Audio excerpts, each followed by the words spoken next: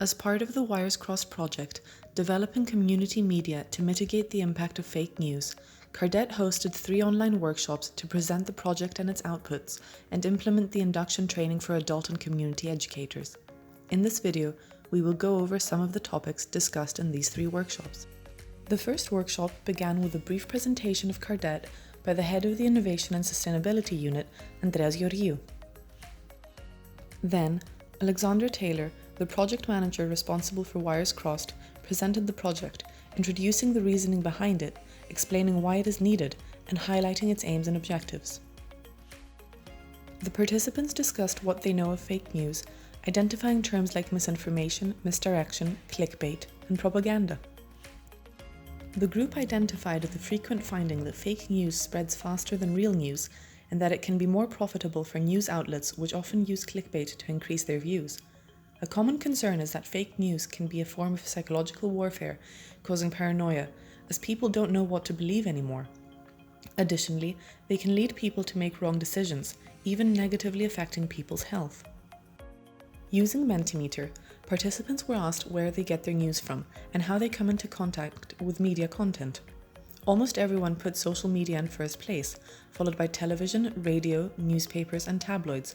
No one in the group reads local news. Participants were also asked how often they fact-check what they read. 2 participants said sometimes, 3 participants said often, and a further 3 said always.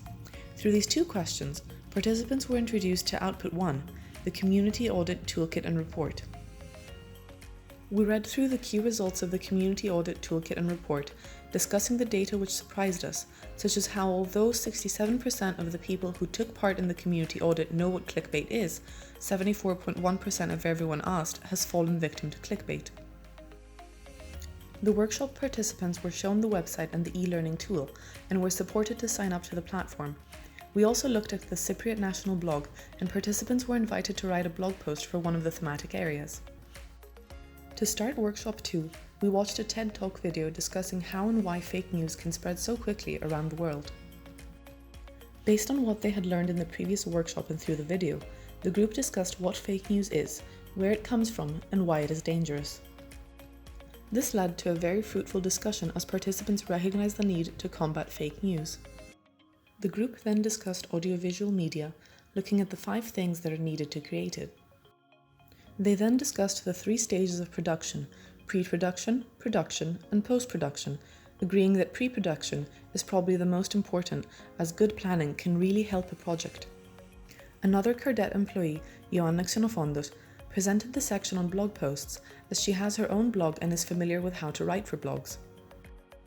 Nicolas Athinis, also from Cardet, presented the module on photography using mobile phones, sharing his expertise and tips for taking great photos without specialized equipment. Using Mentimeter, the group discussed the podcasts that they listen to and what makes for a good podcast, before discussing the different types of podcasts that exist.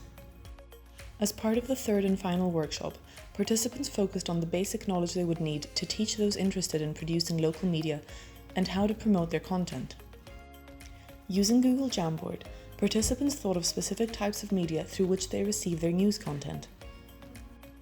Using Padlet, participants successfully matched terms related to GDPR to their definitions, building on their existing knowledge.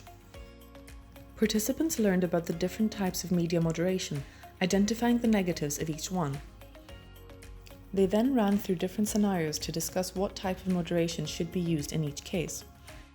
Finally, participants spoke about different tools they could use to moderate content, sharing the ones that they themselves use. Thank you to everyone who took part in the workshops.